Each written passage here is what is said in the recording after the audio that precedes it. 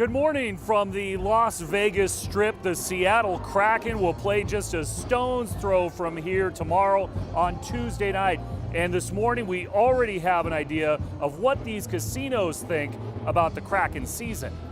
Glad you guys are here. How you guys liking it so far? On a sports Sunday, Can I get a vodka press tall? business is brisk at the Westgate Superbook. To the Kraken. Go Kraken! It is where we found Mike Morris of Seattle. Maybe put a little bit on it, make the game more exciting. He owns the Fuel Sports Bar in Ballard and says the Kraken's tentacles will be far-reaching. It's going to really help the economy in Seattle for all the bars, but especially for sports bars.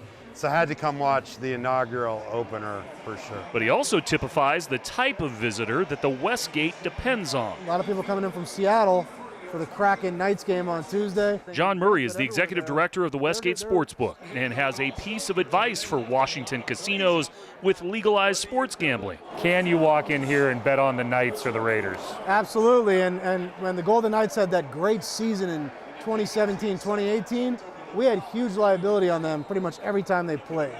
And that's something that Washington State will have to deal with when they have sports betting rampant everywhere there.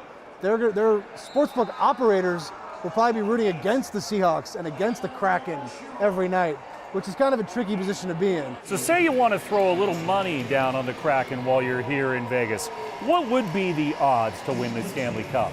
Well, we have them at 50-1 to win the Stanley Cup. You know, we had the Golden Knights more like 500-1 to win the Stanley Cup their first season, and they almost did. We learned from that mistake with the Kraken. We're going to take a wait-and-see approach with them. We'll see if the odds improve after Tuesday night.